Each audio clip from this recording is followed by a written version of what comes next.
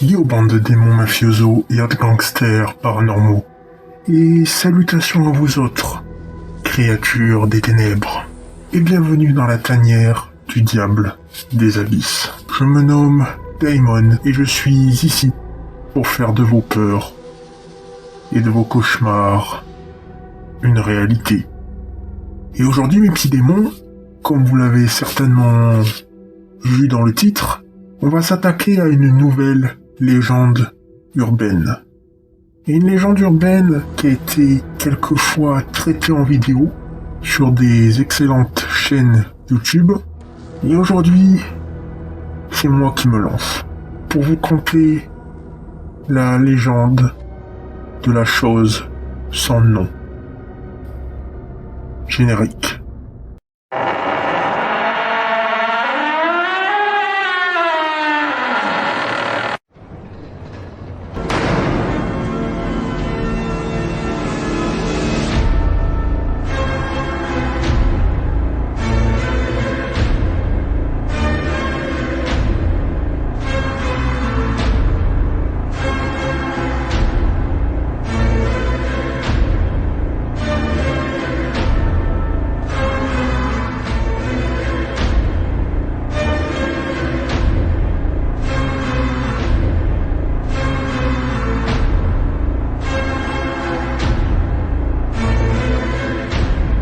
Cette histoire pourrait ressembler à un film d'horreur.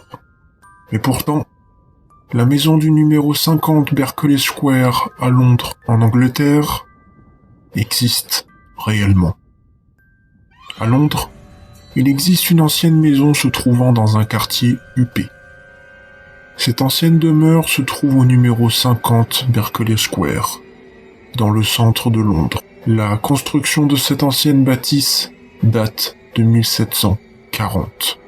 William Kent était un riche architecte qui a fait construire cette demeure sur 4 étages et au fil des siècles, de nombreux notables y ont vécu.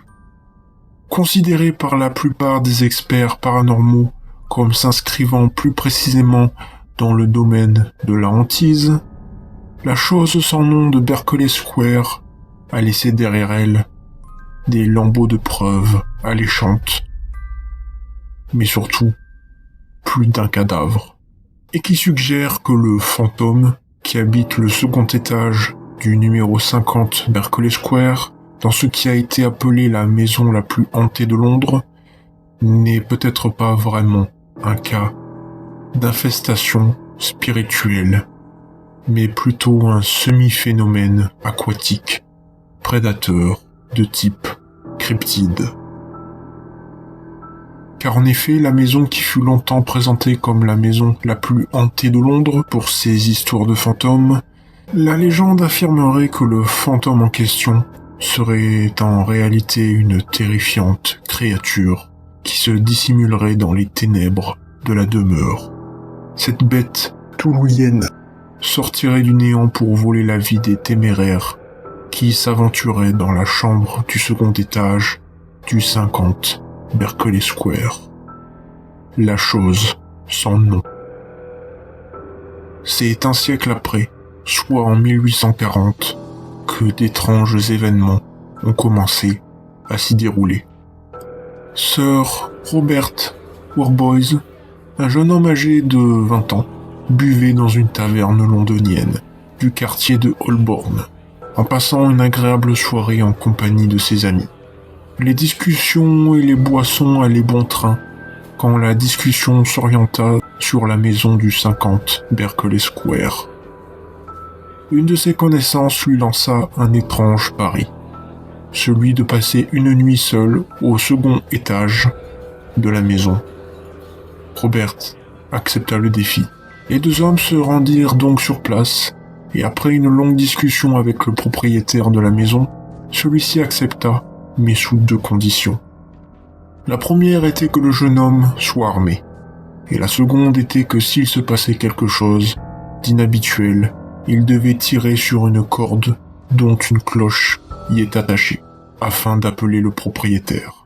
Worboys fut stupéfait, mais accepta ces conditions, et vers minuit, il se retrouva seul dans la chambre.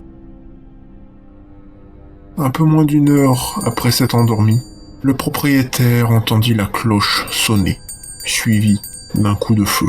Avec une poussée d'adrénaline, le propriétaire sauta de son lit et monta les escaliers à un rythme rapide. Tout était à nouveau silencieux dans la maison. Lorsqu'il arriva devant la porte de la fameuse pièce, il la poussa pour révéler un spectacle qu'il n'oublierait jamais. Il découvrit dans un coin de la pièce le jeune homme par terre, l'arme à la main, avec le canon encore fumant. Sur son visage, on pouvait voir une expression de terreur. Malheureusement, le propriétaire était arrivé, trop tard. Sir Robert Warboys était mort. La balle fut retrouvée dans le mur, et le jeune homme semblait être mort de peur. Il ne fait aucun doute que le 50 Berkeley Square peut se vanter d'un éventail horrible de rencontres apparemment paranormales, allant des bruits étranges rapportés par les voisins à la mort confirmée d'invités et de domestiques.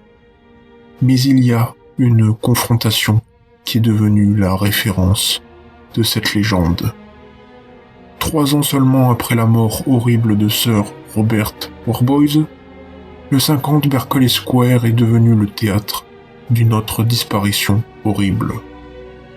En 1843, 2 marins de Portsmouth, Robert Martin et Edward Blunden, après avoir dilapidé leur fonds d'hébergement lors d'une soirée de débauche avec beaucoup d'alcool, les 2 marins remarquèrent un too late sur la demeure alors abandonnée du 50 Berkeley Square et réussirent à s'introduire par effraction dans une fenêtre du sous-sol de l'immeuble.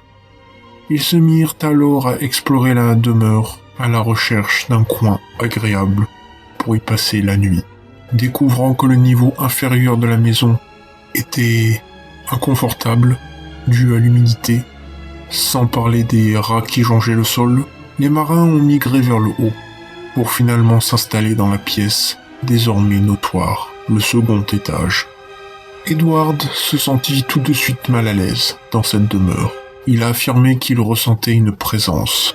Robert eut pour seule réaction de hausser les épaules, disant que son ami avait trop bu, et les 2 hommes s'endormirent dans un calme tout relatif. Il est minuit quand Blunden se réveilla en sursaut. Il entendit un bruit étrange du côté de la porte. Celle-ci était ouverte, et le temps que ses yeux s'habituent à l'obscurité, il se rendit compte de la présence de quelque chose.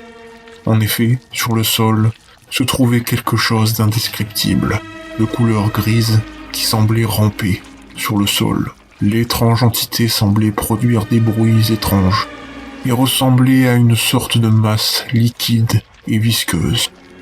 Soudain, les hommes terrifiés se levèrent d'un bond et se retrouvèrent face à face avec le visage odieux de ce qui ne pouvait être décrit que comme une monstruosité hideuse. La créature ondulait entre les marins et ce qui était leur seul espoir de fuite, la porte ouverte.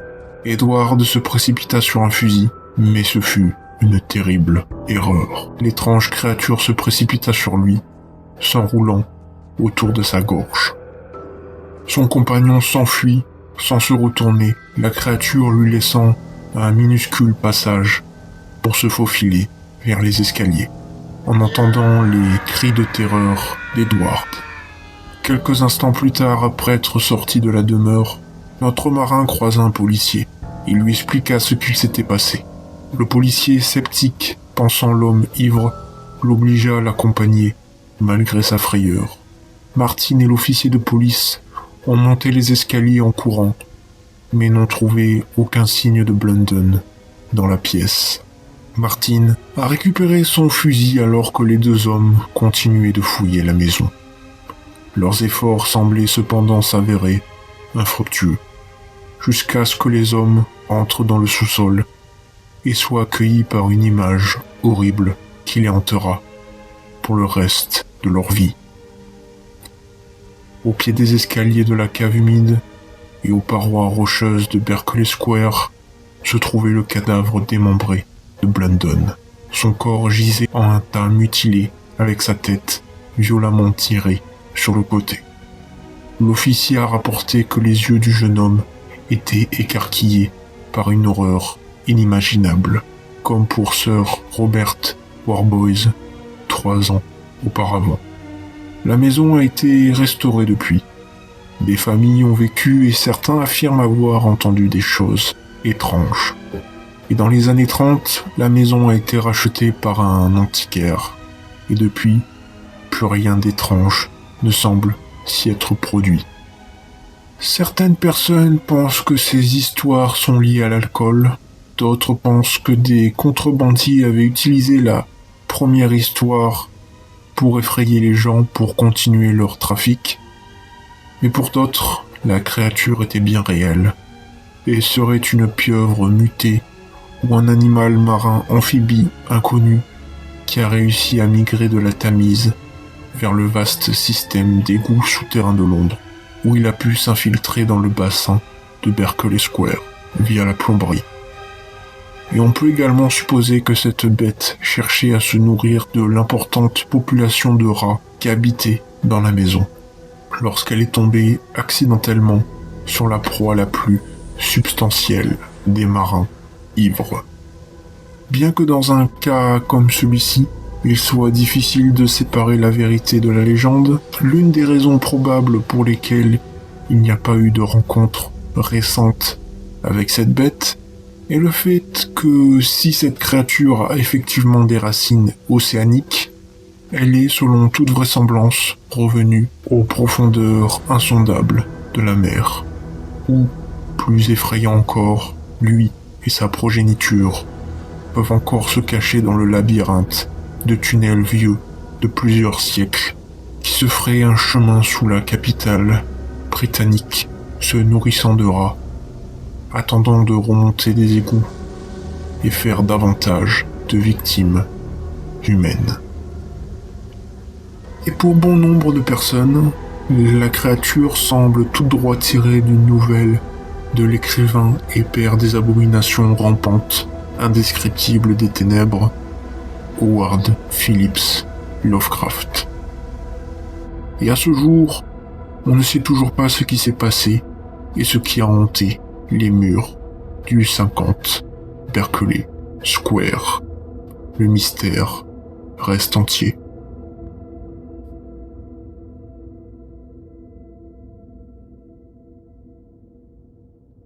Et voilà mes petits démons. J'espère que la vidéo vous aura plu. Et si c'est le cas, eh bien, vous connaissez la chanson. Laissez un petit like si ma vidéo vous a plu. Abonnez-vous également à ma chaîne. Partagez, de droite à gauche. Et surtout, regardez sous votre lit, dans votre placard, derrière votre porte, possiblement dans votre plomberie et dans les recoins sombres de votre maison, car on ne sait pas ce qui peut s'y cacher. Et je vous souhaite de bonnes nuits de terreur. Allez. Ciao.